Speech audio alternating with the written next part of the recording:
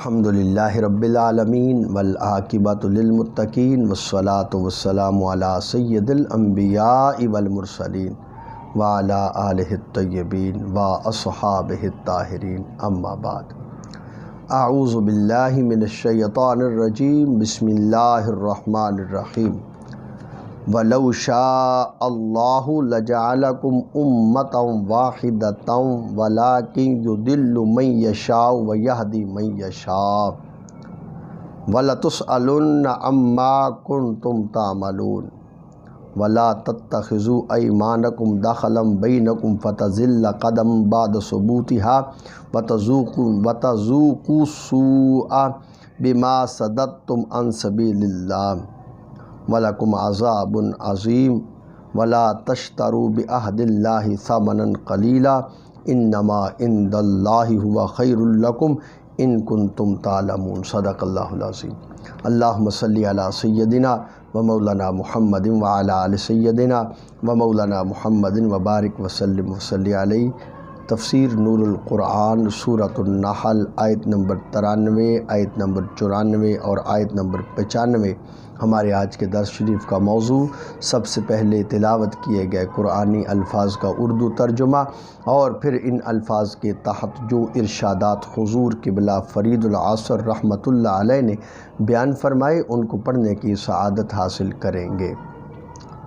اگر اللہ چاہتا تو تمہیں ایک ہی امت بنا دیتا، لیکن وہ جسے چاہتا ہے گمراہ کرتا ہے، جسے چاہتا ہے ہدایت دیتا ہے، اور تم ضرور پوچھے جاؤ گے جو کچھ کرتے تھے۔ اور اپنی قسموں کو آپس میں فریب دینے کا ذریعہ نہ بناؤ، کہیں پاؤں جمنے کے بعد لغزش نہ کرے، اور تم بری سزا چکھو گے جو تم نے لوگوں کو اللہ کی راہ سے روکا، اور تمہارے لیے بڑا عذاب ہے۔ اور اللہ کے عہدوں کو تھوڑی قیمت کے بدلے نہ بیچو، اور بے شک جو اللہ تعالیٰ کے پاس ہے وہی تمہارے لیے بہتر ہے اگر تم جانتے ہو۔ ان قرآنی الفاظ کے تحت حضور قبلہ فرید العصر رحمۃ اللہ علیہ کچھ یوں ارشاد فرماتے ہیں۔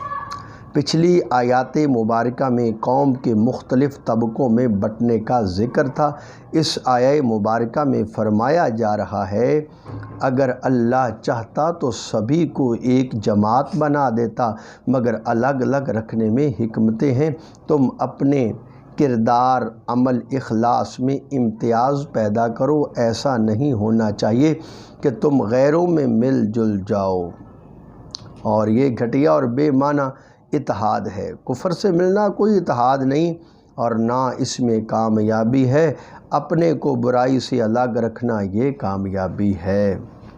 اگر اللہ چاہتا تو وہ خود ہی تمہیں اول سے آخر تک ایک قبیلے، ایک مذہب میں چلا دیتا، اور ایسا کرنا اس کے لیے کوئی مشکل نہ تھا، لیکن ایسی یکجہتی اس کی حکمت کے خلاف ہے۔ وہ رب قدوس کچھ بدقسمت لوگوں کو ان کی گمراہی میں رکھنا چاہتا ہے، اور وہ جس کو چاہتا ہے ہدایت سے نواز دیتا ہے۔ اس علیحدگی میں حکمت واضح ہے کہ لوگوں کو اچھائی اور برائی کا فرق معلوم ہو جائے، اچھے اور برے لوگوں کا فرق سامنے آ جائے۔ اگر سبھی اچھے ہوں یا سبھی برے ہوں تو سچائی، جھوٹ، اچھے اور برے کا امتیاز کیسے ہوگا؟ سیاہی نہ ہوتی تو سفیدی کا پتہ کیسے چلتا؟ رات نہ ہوتی تو دن کی قدر کیسے معلوم ہوتی؟ قیامت کے دن اسی اختلاف کی بنا پر ہی جنت دوزخ کا امتیاز ہوگا، اور ہر بندہ اپنے کردار کا جواب دہ ہوگا۔ آیہ مبارکہ میں ایمانداروں کو درس فرمایا جا رہا ہے کہ وفا عہد کے ساتھ ساتھ اپنی قسموں کا بھی بہت زیادہ خیال رکھو۔ کسی حالت میں بھی کوئی مسلمان اپنی قسم سے آپس کے انسانی معاملات میں بیجا دخل اندازی نہ کرے۔ نہ ہی ایسا ہو کہ لوگ تمہاری قسموں پر اعتماد کرتے ہوں، اور نہ ان سے ناجائز فائدہ اٹھاؤ اور قسم کو لوگوں کے دھوکہ دینے میں سبب بناؤ۔ اگرچہ عارضی وقت کے لیے قسم سے دھوکہ دے کر کامیاب ہو جاؤ گے، مگر آخر کار رسوائی، ذلت اور پریشانی میں مبتلا ہوگے۔ قسم توڑنے کے نقصانات میں پہلا نقصان یہ ہوگا کہ اسلام پر ثابت قدمی کے بعد تم پھر پھسل جاؤ گے اور دامن مصطفیٰ صلی اللہ علیہ وسلم کو چھوڑ بیٹھو گے، جو تمہاری بربادی کا سبب بنے گا۔ ایک نقصان یہ بھی ہوگا کہ لوگوں میں بدنام ہوگے۔ تمہیں یہ پریشانی بھی ہوگی کہ دوسرے لوگ تم سے بھی دھوکہ فریب کی کارروائی کرنا شروع کر دیں گے۔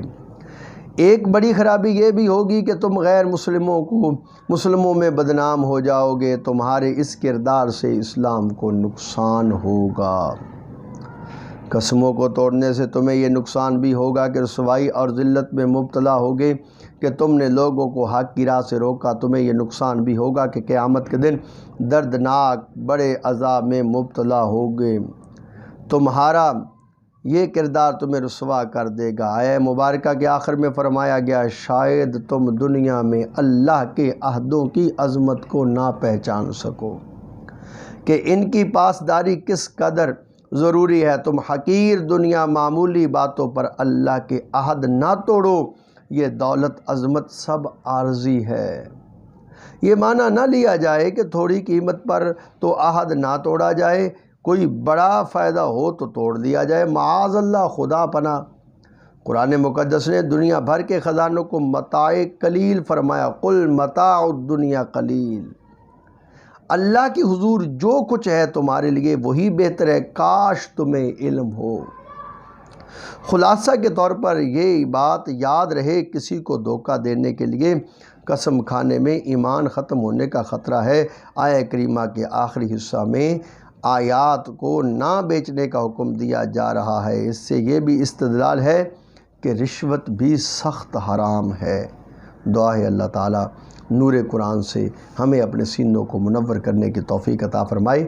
وصلی اللہ تعالیٰ علی حبیبہ سیدنا محمد وعلی آلہ وصحبہ بعدد خلقہ وبارک وسلم۔